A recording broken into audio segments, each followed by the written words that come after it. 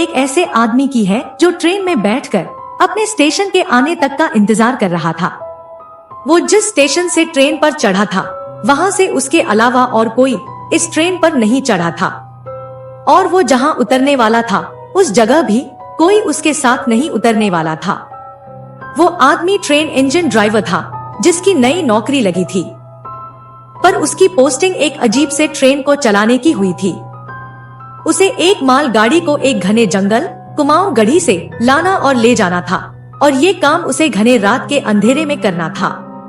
उसके सीनियर ने उसे ट्रेन चलाते हुए किताबों से अलग कुछ और हिदायतें भी दी थी, जैसे जब वो जंगल का रास्ता पार करे तो बजाय ट्रेन की रफ्तार धीमी करने के उसे उल्टा बढ़ाकर जितनी जल्दी हो सके उस जंगल से बाहर निकल जाए, और जब वो जंगल पार करे तब इंजन रूम में कोई लाइट ना जली हो। उसे ट्रेन को अंधेरे में तेजी के साथ उस जंगल से लाना और ले जाना है। उस ड्राइवर के पूछने पर कि उस जंगल में ऐसा क्या है, सब बस एक ही बात कहते हैं, भगवान करे कि तुम्हें कभी जानने की नौबत ना आए कि वहाँ क्या है।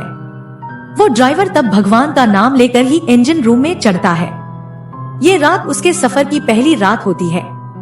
पूरा चांद निकलने के बावजूद वो रात अंधेरी थी, और सभी के धीरज बंधाने के बावजूद भी उस ड्राइवर के हाथ कांप रहे थे। फिर ट्रेन के पहिए पटरी पर लुढ़कने लगे और रात के अंधेरे में ट्रेन आगे बढ़ने लगी। कुछ टाइम बाद वो जंगल भी आ गया जिसके बारे में सबने उसे सावधान रहने के लिए कहा था। ट्रेन की सारी लाइट बंद कर दी गई और उसकी स्पीड बढ़ा दी गई। तब उस ड्राइवर ने अपने कैबिन की खिड़की से देखा कुछ था जो ट्रेन के साथ साथ चल रहा था, जो कि बहुत ही अजीब बात थी क्योंकि ट्रेन उस टाइम 150 किलोमीटर की स्पीड से चल रही थी। उस ड्राइवर ने अपनी जिंदगी में ऐसे किसी जानवर को नहीं देखा था जो एक 150 किलोमीटर की तेजी से भागती ट्रेन का पीछा कर सकता हो। पर फिर अचानक से वो एहसास उसे एक नहीं बल्कि कई जगहों से होने लगता है।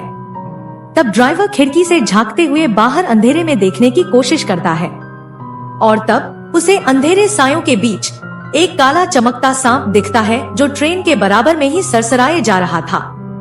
अब उस ट्रेन के ड्राइवर को समझ में आया कि यहाँ जंगल के जानवरों को बचाने के नियमों के अनुसार ट्रेन क्यों नहीं चलाई जाती थी, क्योंकि यहाँ जानवर नहीं बल्कि दैत्यकार सांप रहते हैं।